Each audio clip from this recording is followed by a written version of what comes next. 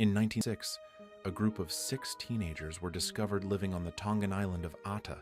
The man who found them, an Australian adventurer by the name of Peter Warner, was shocked to learn that they'd gone missing 15 months earlier. As they explained, they'd taken a fishing boat out from the harbor at Nuku'alofa, 160 kilometers to the south, for a bit of ill-conceived adventure. After the boat was damaged in a storm, they'd drifted, without water or food, for 8 days, before finally washing up on the shores of Ata. There, they'd built a hut and a fire and survived on a diet of fish, bananas, and papaya. This story was big news at the time, and Sydney-based photographer John Carnamala was dispatched to the island alongside the boys to capture how they'd been living.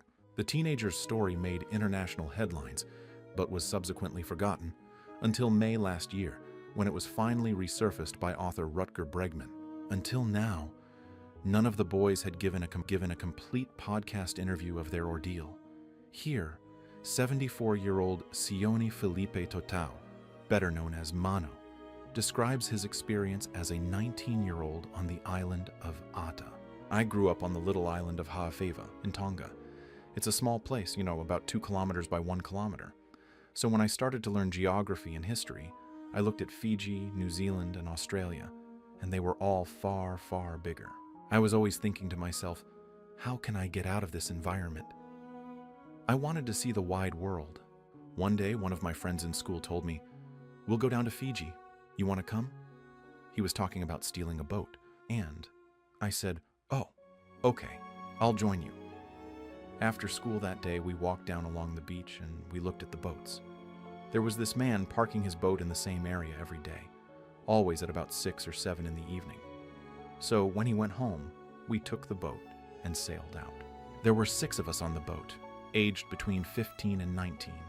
One of the boys, his father, had the same boat, so he was an experienced sailor. We put the sail up and got out from the harbor. There was a good wind blowing. By the time we couldn't see the lights from Nuku'alofa, it was the middle of the night, and the wind started blowing stronger, and the waves got higher. A storm came in, and we didn't have the sense to pull down the sail, so it got torn off in the wind. The next day, it was slightly raining, and we were drifting in the middle of the ocean without a sail. We collected rainwater in some tins that we found on board, but didn't have any food. Some of the boys started to cry, but there was nothing that we could do. We tried to keep our hopes up, but I was worried we might die. We drifted at sea for 8 days, and on the 8th day we marked the island of Ata. It would have been about 9 o'clock in the morning, and the island was still far away, but slowly, throughout the day, the wind brought us closer and closer. We didn't get there until maybe 11 o'clock at night. It's a volcanic island, fairly high, and we got there in the dark. We said a prayer, and then I said to the boys, "Don't get out of the boat until I find out what's there." I jumped off the boat and swam through the waves. When I got to the shore, I saw the whole island was twisting around, but it wasn't the island. It was me. Everything was spinning after 8 days without food or water. Finally, after catching my breath, I called out to the boys, "Hey, hey, I'm here!" They made their way ashore, all alive. Then we came together to say a prayer, holding each other, crying. We fell asleep, and we did not wake up the next morning until the sun came up. The first thing was to find a way up to the top of the island. So we climbed up to the top, and as I climbed, I stepped on a piece of wood which was soaked wet. I picked it up and broke it apart, bit by bit, and squeezed it in my hand, then licked it with my mouth. It was the first drink I'd had in 8 days. When we got to the top, we looked down at the cliffs around us. We felt so alive.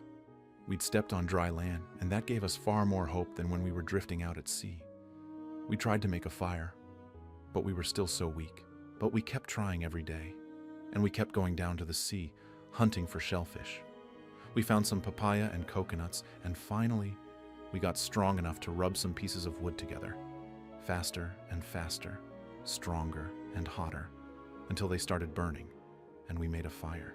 It took us 3 months to make a fire, and it was the first hot meal that we had. The next step was to build a little house. I was the one who knew how to weave coconut fronds, and that's what we walled the house with. It took me 2 weeks to weave all those palms together, and then we divided the inside of the house. There was a fireplace in the middle, and then we cut down banana leaves to fill up each bed. Then we started organizing everything in a roster: how to keep the fire, how to say our prayers, along with taking care of the banana palms. We all worked together as though we'd live on the island for a long time. I never really loved the island. I always wanted to go back home to see my family. This was why, after a month, we started to build a raft. We dropped down some big trees, then used a fire to cut up the limbs. We built the raft and tried to push it out. But it doesn't go out to sea. It just drifted down the beach, and we realized we'd never get out. I tried to not think about how long we were there. I lived in the hope that something would happen, that something good would come tomorrow. It didn't feel like we were there for 15 months. Finally, one day, we saw a boat coming closer and closer to the island. Stephen was the boy to see it first, and he hopped into the sea and swam out to the boat. The captain, Mr. Warner, later told us that one of his boys had said to him, "I hear a human voice." But apparently he'd said, "No, it's all the birds." But then they'd found Stephen out in the sea. Then they looked up at the island and saw 5 boys standing naked there on the beach, with long hair. I can't explain the feeling. We were really so excited. We'd survived, and I was going to see my family back in Tonga. Back home, we celebrated for 3 days. The first celebration was from our families, the second one was from the church, and the third one from the island. When I think back to our time on the island, I realize we really learned a lot. And when I compare it to what I gained at school, I think I learned more on the island. Because I learned how to trust myself. I realize now that it doesn't matter who you are. It doesn't matter what color you are, what race, or anything like that. Because if you're in a real problem, you will eventually see what you need to do to survive.